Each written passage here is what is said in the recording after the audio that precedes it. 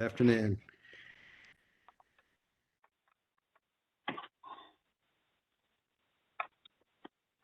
Okay.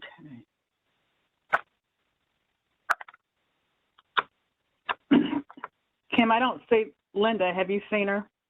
She, I do Linda- not. Linda or James. Okay.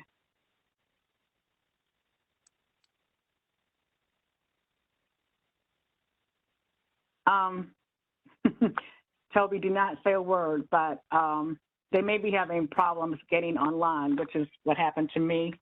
Linda's on now. Okay. All right.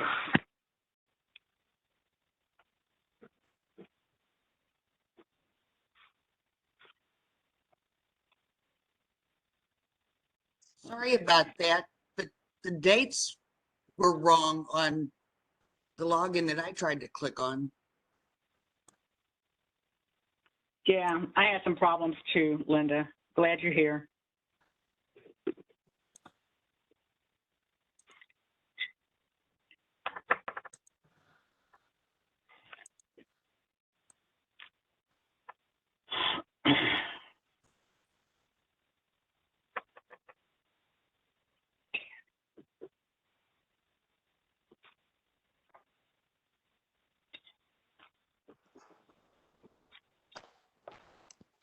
Sorry.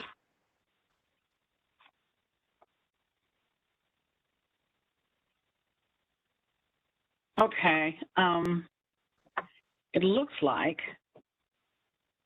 we've just about got everybody. I haven't heard from James, but we can go ahead and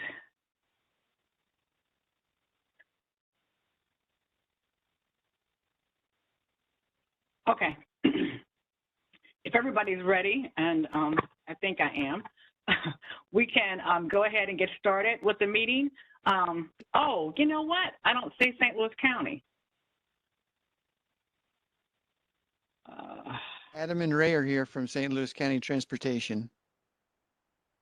I'm sorry, Ray. I did see you there. I was referring to Paul. I forgot about your St. Louis County, but I did see you there. Well, I'm going to wait 1 minute and then we'll start. Usually Deborah, Paul will let me know. Go ahead. Deborah, I think a lot of the problem is the links that I clicked on first to join showed the event as being on Monday, February 13th. And everything kept saying the event's not started. And I realized, well, that's the wrong day. Yeah, there were a couple of things going on with the link because I had problems too, Linda. So we'll wait just a second to see if Paul can join us, and then we'll just go ahead and start. I apologize for the delay. Just for everybody's benefit, that February 13th link is for the next meeting. I was trying to be proactive and get the next one sent out, so I apologize if that caused any confusion. That's for next month. Okay.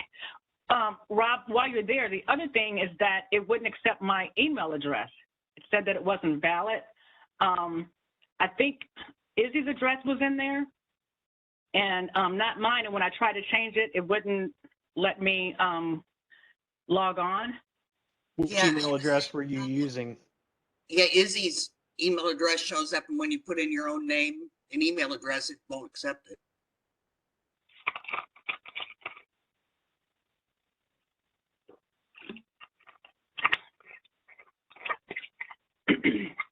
Just an FYI for next time.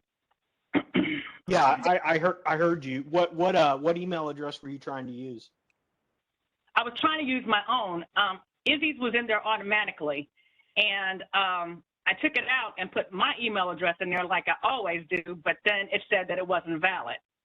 And then when I tried to use Izzy with my name, it still said it wasn't valid. So I had to go out and find another link. Okay.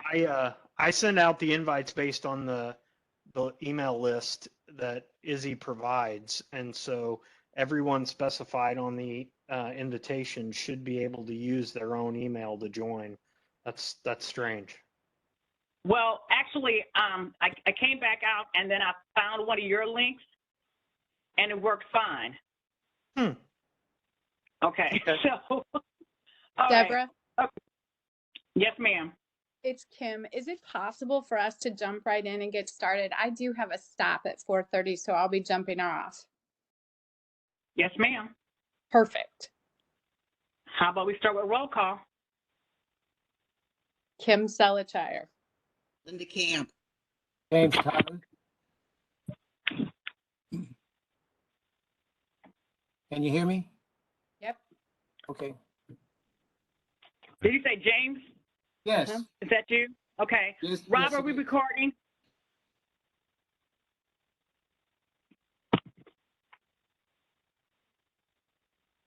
We are recording. Thank you. Okay. Go ahead, please. Okay, Talby Roach with Bi-State. Chuck Stewart, Bi-State. Tammy Fulbright, Bi-State. Tom Curran, Bi-State. Ted Zimmerman, Bi-State Development. Kevin Scott, Bi-State. Ray Golick, St. Ray. Louis County. Okay. And Deborah Carter.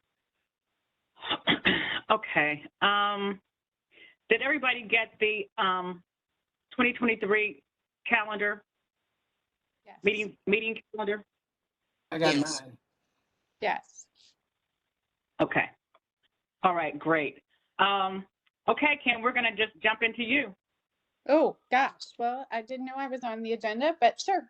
I'm assuming you want me to talk about the February 1st event? Yeah, it seemed like you had a lot of dignitaries there from Bi-State that are going to be participating. Yes. So we are hosting a panel discussion on February 1 at 8:30 in the morning. It is open to anyone who is interested, and it is on the state of transit in the region in 2023. So we'll have an update on North Side, South Side from Talby. We will have a look at the Illinois Light Rail expansion project. Kevin will give an update on the secure platform plan, and Chuck will give an update on where we are from an operational perspective. It'll be a great opportunity to get some more in-depth information and ask questions that you may have. So we'll be hosting that on February 1. People can go to the CMT website to register, and it is free.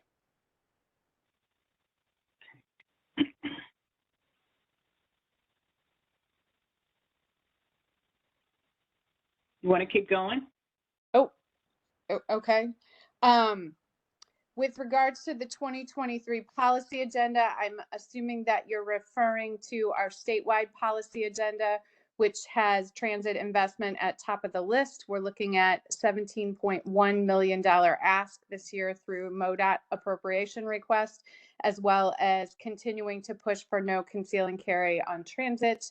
Those are the top two priorities at the state level. Locally, we're working to ensure that the funding set aside for public transit stays with public transit in both the city and the county.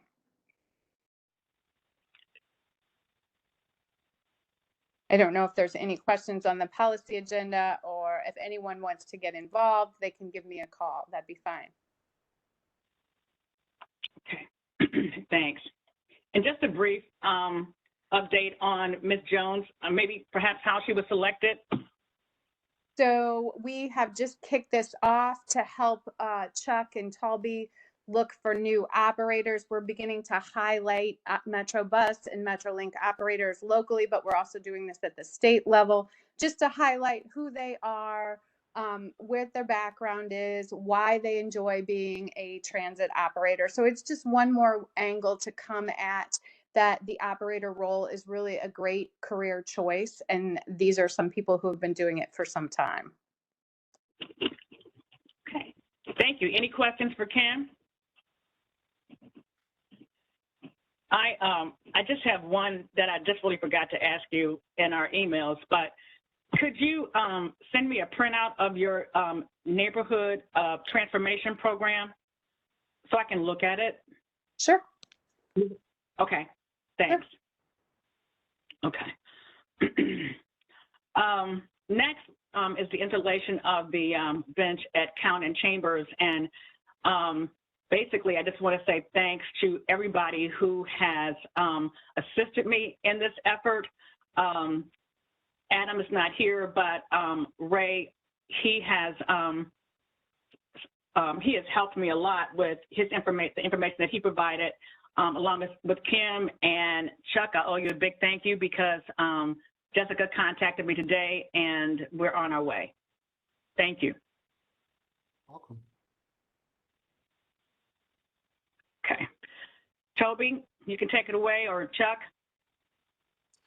Wow, that's great. Thank you so much, Chair Carter.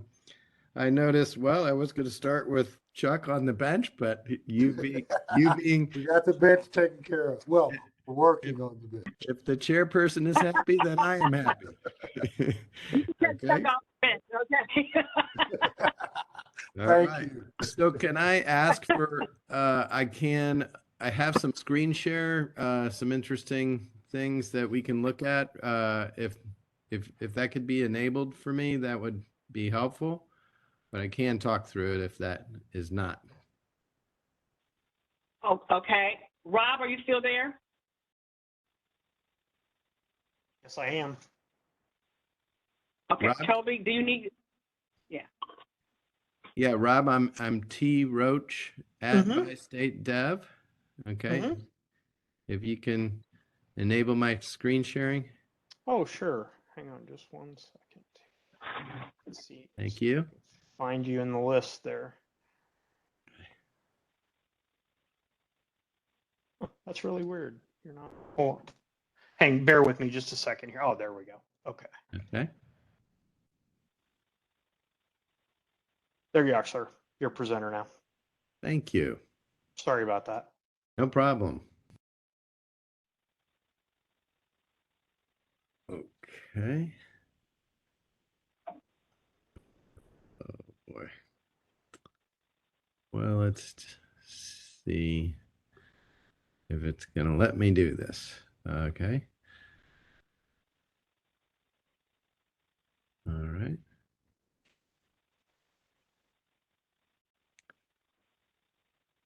Oh, well, it doesn't seem happy with it, so I apologize. It's okay. Well, what I do have, all right, so I'm going to just talk through it. So I had a real pretty picture of the Expo development, which is the De Bolivar, excuse me, joint development that is located at the Forest Park Station. So let me just go over some of the details of this exciting project. And it's very similar to Chair Carter. You mentioned the Sun and Station apartments, which we were not an active participant in, but is very similar to kind of joint development that is starting to happen, or what would be referred to as transit-oriented development. This is exactly what transit is about when we start to affect the development along the alignment. And certainly that's happening there at Sunnin. But particular to the Expo development, what we did in that case is we were a participant in that project, in that what we used to have was a big parking lot there for the station. And what we did is we traded the rights there for parking inside of what is a $90 million development with 287 apartments and 30,000 square feet of retail, which we think is very well oriented towards transit development. In fact, of the initial 72 leases, and this unfortunately is a little bit old, but of the initial 72 leases, nearly 50% of those leases did not include an automobile. In other words, meaning we are talking about market rate tenants who were going in and orienting themselves particularly around transit. So we see this as a very positive development. And so very, very happy in general about how that's working. But the overall development, I think, as I mentioned, is 287 apartments, 30,000 square feet of retail space, including a a grocery store, which now will be immediately adjacent to the Forest Park Station. And this is how we expect to try to push development as we move forward. One development in the future that then we will try to target is we have always seen Hanley Road in the county as a really great potential development. CMT in particular has worked in partnering with Metro Transit at doing multifamily out there. We think it's a great fit, but it does require coordination with the county. And actually this last round, we did achieve the county's endorsement of that project, and we did go to the Missouri MHDC on getting some subsidy for those apartments. I think the application was unsuccessful this round, but we're going to continue to move forward on these type of projects. And so the point just being that we are trying to move forward on all of these concerns. So I'm going to pause there and be sure that I'm staying on topic, just in general. Just one question. I think I might be confused, but is Sunnon on Laclede or Hanley? So the Sunnon Station is actually not on either. It's kind of you would get there best from Hanley Road. It's from the west side. It would be behind, you know, where all those new car dealers are. The for instance, the new Mini, the new Ferrari. Right. Actually, Deborah, Right. right? Where the Ferrari dealership is? I know you're there all the time. I'm just kidding. Of course. I'm kidding, but it's very noticeable, and the Sunnon Station is actually behind there. And then to the east from the Sunnon Station, obviously, is the former world headquarters of Sunnon Inc. But of course, now what is the Sunnon commercial development? And so all of it means is that it's kind of successfully operating now, and as a transit station. And one of the neat things is though you have that successful commercial now developing there on Hanley and so on, but then just behind it, immediately accessible of the Sunnon Station, are these really wonderful apartment complexes, market rate apartments, and you know, the hope is that we are providing really good opportunities for people to live and work and move around in the greater St. Louis region and St. Louis County and specifically. So that is a really positive development, and these are the kind of things that we've been promising the public for many, many years. But luckily, the market conditions are starting to justify it. Well, I actually think it's fantastic. I was just trying to get my bearings when you talk about your next target on Hanley, as to where you were looking. Oh, I apologize. So I probably wasn't very clear there. I was thinking more of the Hanley Road Station up towards the north. You know, okay. we have, Okay. yeah. Okay. Kind of, and one of the specific targets that several council members and Dr. Page has asked for specifically is trying to push into some of the areas of investment or of divestment where we need to do better with transit resources and with the kind of concurrent development. So maybe where we're having success now in these central core areas, now we need to push into the areas that are a little harder to develop. And I would use the North Hanley Metrolink station as a great example of that, where I think the surrounding North County area would really benefit from an innovative product there. So that would be kind of a targeting. Okay. Okay, great. I agree. I think everything sounds wonderful. Any questions on those two things? Okay. No, thank you.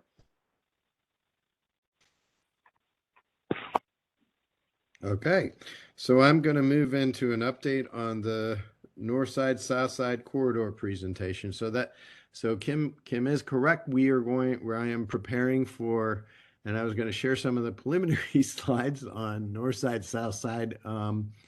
So one of the key, we had a very big project team meeting in particular with the county executive and several members of the county transportation staff on Friday Chuck Stewart participated in that as well, trying to move towards, what are the next steps with, in particular, North County Metrolink.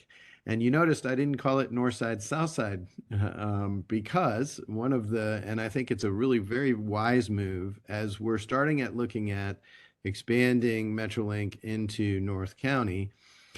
Look, North Side, South Side makes sense for the city alignment. Okay, it's a good descriptor, but not for North County. Okay, for North County, we're really kind of targeting those areas where we have very high bus ridership, but we have a great need as far as transit-dependent population, areas of poverty, areas where we could really use access. And so one of the focus points that came of that meeting, which was just Friday, was that we need to figure out a good creative name for North County Metrolink that speaks to the public about, an impending project. I will say the consultant team at the time presented really 4 different, very, very preliminary routes, really for the county executive's office to review and the transportation office to review, in the interest of, being sure that there weren't any inherent kind of conflicts. Okay. Very informally, they are the Goodfellow West Florissant, a Natural Bridge Jennings Stations, a Natural Bridge Lucas Hunt, and then a Natural Bridge Florissant. Okay. All of these kind of bisecting that area of North County in different ways with different constituencies. But the idea would then be to kind of look at the technical factors guiding the development of these alternatives. And that includes demographic factors, existing bus ridership, looking at the route just to be sure that it's light rail compatible. And also what are the kind of transfer opportunities in those routes. And then after developing kind of top 3 alternatives, bring it out to the public, okay? Come out to more formal presentations of the routing. And obviously February 1st is going to be a good opportunity to start to do that. And where we'll be looking for public feedback, reviewing design requirements.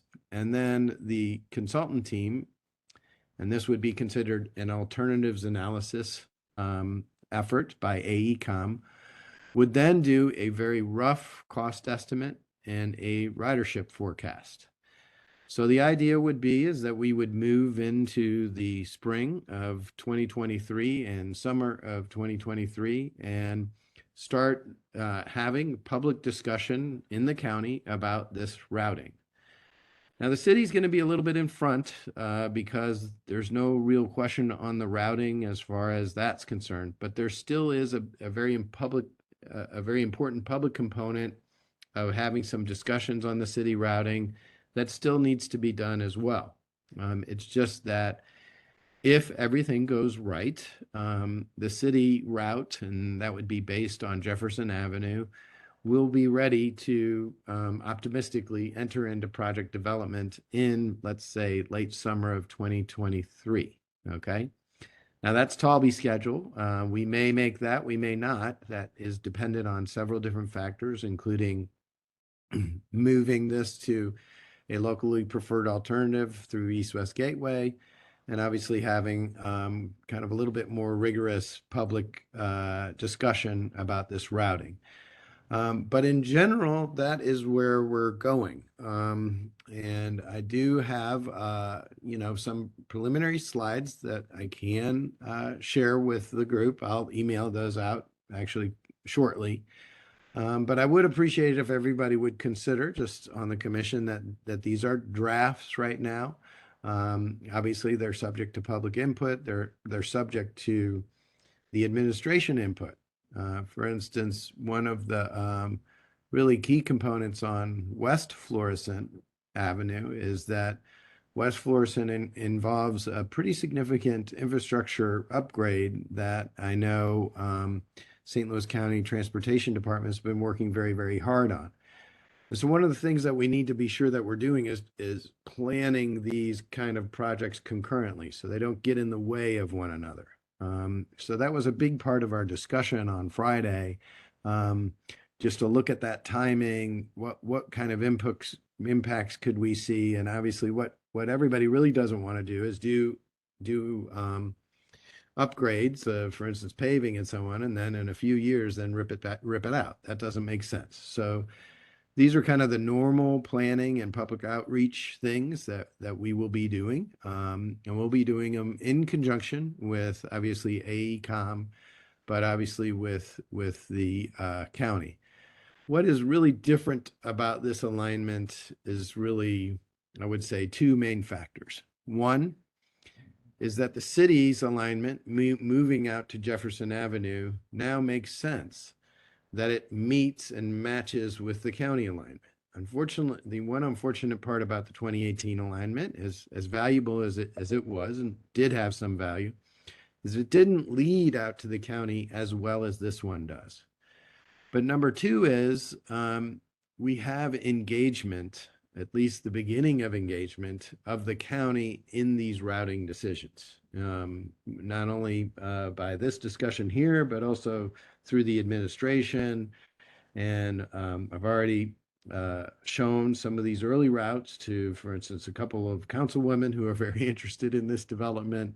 And now we're going to start kind of moving through that process so that the community, and for instance, St. Louis County, is bought into the routing process. That when, we go to these council meetings, when we go to this commission, that when we're asked, well, did Bi-State and for instance, East West Gateway, and they very much need to be brought in, the MPO needs to be brought in here, and the consultant have properly asked the community what they want.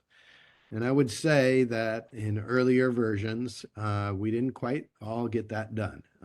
So I am hopeful that now, as we're starting to talk about the routing and leave it up to a little bit of public debate, especially in North County, that's going to be a good, rigorous, and productive discussion.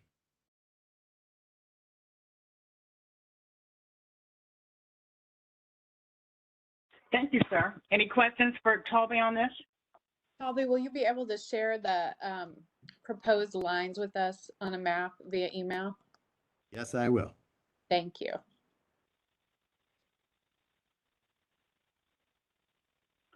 Okay. Chuck, is that you, ridership? Yes, I think I can take care of that one. Thank you very much. Good afternoon, everybody. Congratulations, Kim, on 29 years. Nobody said anything about that. That's because Congratulations. we're not supposed to I'm talk about sorry. Oh, I'm sorry. why my face was on the agenda. I didn't know. I didn't know. I'm sorry, Kim. I'm going to start off with that. I got up on the wrong track, so Okay, all right. They didn't tell me, Kim. I'm sorry. Worst kept secret. Thank you, Chuck. So you have our performance statistics in your book. I want to start with Metro service performance.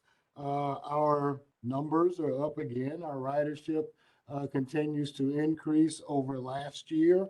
For the year-to-date numbers through November, we're up 6.6% in Metro Bus, 7.3% in MetroLink, and Colorado is down 6%, but we all kind of understand what that situation, and you know that we have been working on that, and I will give you more information concerning that. But again, we're up. If you, from a perspective of a historical perspective, this is definitely an increase over last year, but you have to take into consideration that fiscal year 22 was only 6% above fiscal year 21, which was down 43% from the previous year. So we are recovering ridership, but we are nowhere near where we were historically in terms of ridership on all modes. I want to move over to, and I'll talk about caller rides and other things, but I want to move over to our workforce update. And our numbers are continuing to be an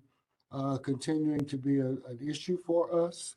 We're down 202 bus operators, 19 Metrolink operators, 79 Colorado operators, which is pretty much the reason for our numbers as it relates to Colorado, but also we have some other issues that we're dealing with there.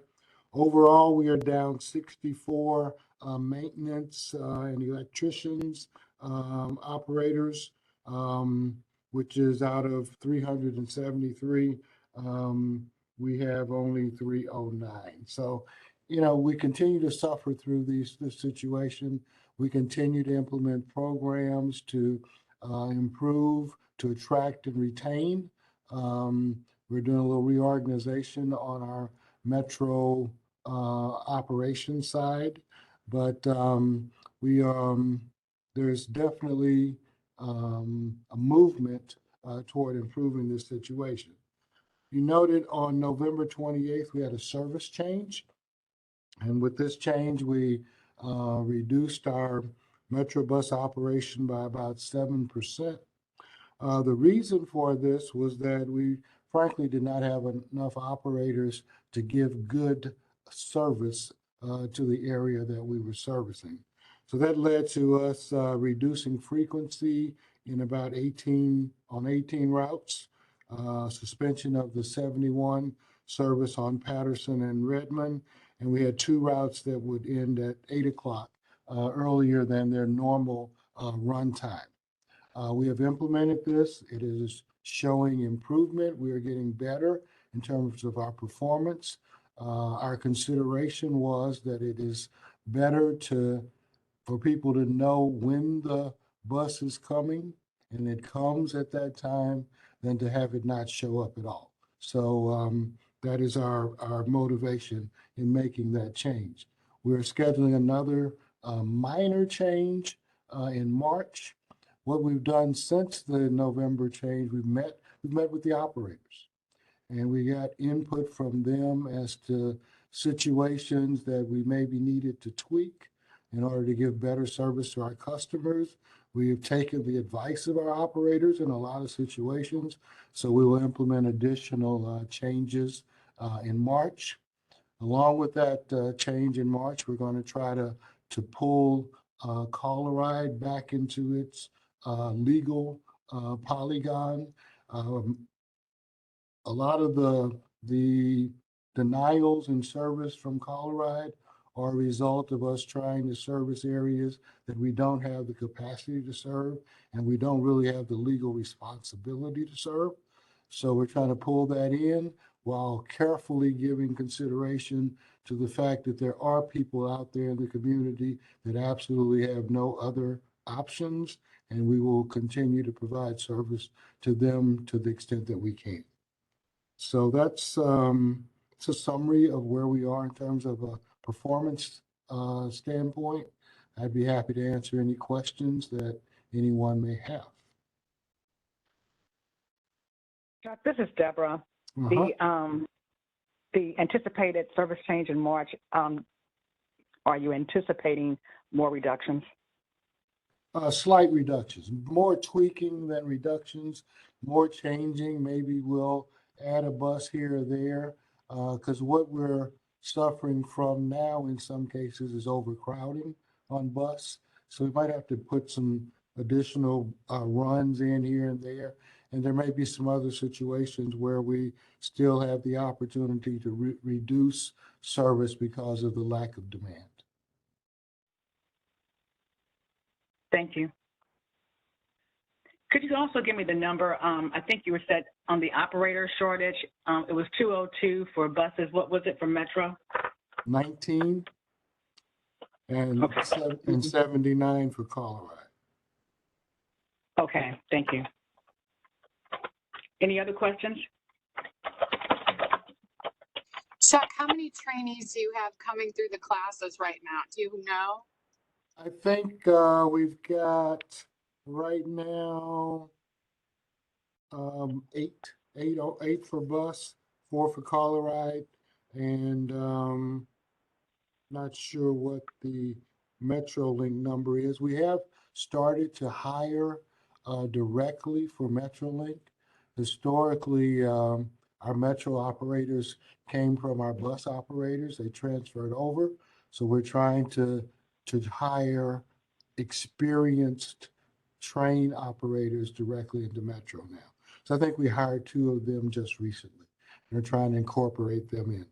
So we're nowhere near what we'd like in terms of having classes of training classes. We'd like to have at least 20 people in a training class for Metro Bus. So 8 is not a good number. We are working on our training processes, trying to improve how we train.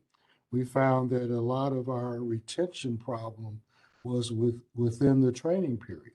We were losing candidates before they got through their 8 weeks of training. So we're looking at all of those things in order to improve our manpower situation.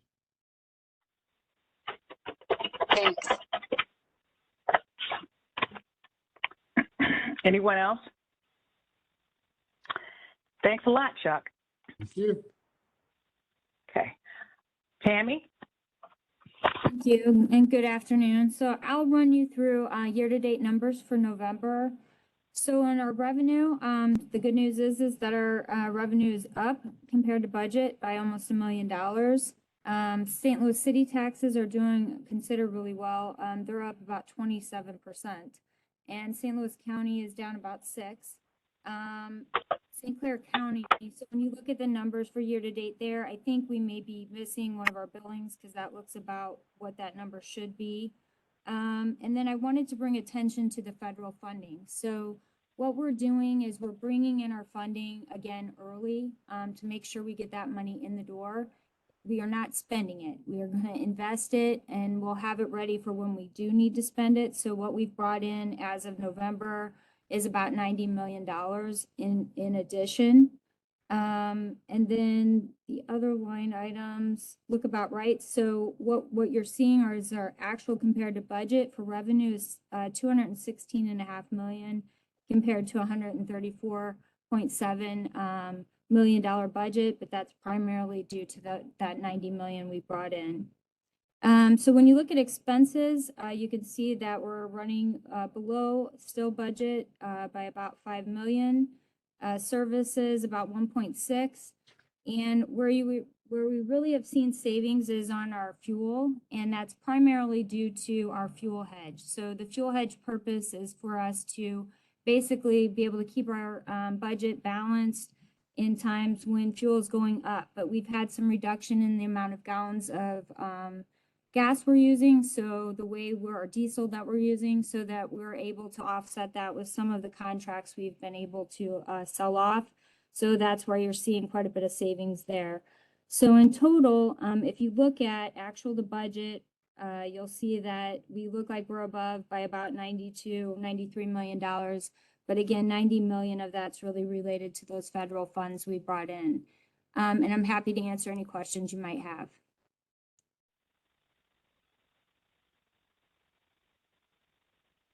Thanks, Tammy. Any questions? Okay. Ted? Sure. Good afternoon. All right. So the last tab in your books is marked Marcom, just to go over a few key points in this. So actually, our total positive neutral kind of publicity value was just at about $900,000. The noteworthy pieces that were picking up steam were really the return of the Blue service. A lot of the articles were mentioning TODs, and then a number of the articles really talked about Metro and partner projects that have been announced recently. And so that rounds out really the recap as far as the marketing there. And then just double checking, everybody is receiving the media releases from Patty on a monthly basis too. Is that correct? Yes. Okay. If not, just let me know and we'll take care of that. As we just go through the recap on page 3 and 4, just really highlights the pieces that everybody else has been talking about, and through 5. We get through on page 6 and looking at our November SEM and Facebook and social media advertising. All those things are still doing really well. We're still seeing a click-through rate of about 3.89, which is really good. And the Transit Metro app is something that is still growing. We've also been publicizing our Via Metro app and then also our hiring. So those pieces are doing pretty well. And then just in November, as we're recapping November, a lot of our team members were involved in volunteer efforts for food drives, working at some food outreach centers as well, just really giving back to the community. And what's kind of cool about it is that each of our facilities are actually responsible for selecting their own local food charity that would be receiving the perishables or non-perishables from that particular garage or facility. So it really gives another added kind of bonus for our team members because they see it giving back to places that are really kind of important to them. Anyway, that's the completion of my report for November. If you have any questions for me, happy to listen. I have nothing. Anyone else? Okay. Thanks, Ted. Thank you for your patience as you wait for us to to call you. No worries. No worries. You have a great day. I know you've heard all of this, over and over. So I really appreciate it from you and Tammy. Just hanging in there with us. Always happy to do that. Kevin, maybe I can help you. I know you can't read my mind, but on the bulleted portion, my understanding is that Chestnut has expanded their mobile unit, and it's really a question as to whether there is a potential that they might do the same thing for the Hanley station. That help you? Yeah, so the mobile unit through Chestnut has not happened yet. That is above and beyond the scope of our program. That is something that they do in the region. And there was a hope that we could attract the mobile unit to the two locations, which we're still trying to do. There is grant funding out there for the connection of primary care for individuals, and we're hoping to be able to tap into some of that. That money comes from two major corporate contributors, but we haven't done anything at this juncture with the mobile unit. So it really is beyond the scope of what we have put in place, both in Illinois and Missouri. So nothing has happened thus far with that, and I don't know that it will soon. Okay, I thought I read that it had started in Illinois. No, the mobile unit, our first effort with our mobile unit, which is again in addition to what they already supply us, and that would not be a permanent fixture within our program. That would be an occasional, an occasional engagement, but it wouldn't be permanent. We've worked on a concept to have that at Civic Center, but nothing is played out with that yet. Okay, thank you. Yeah.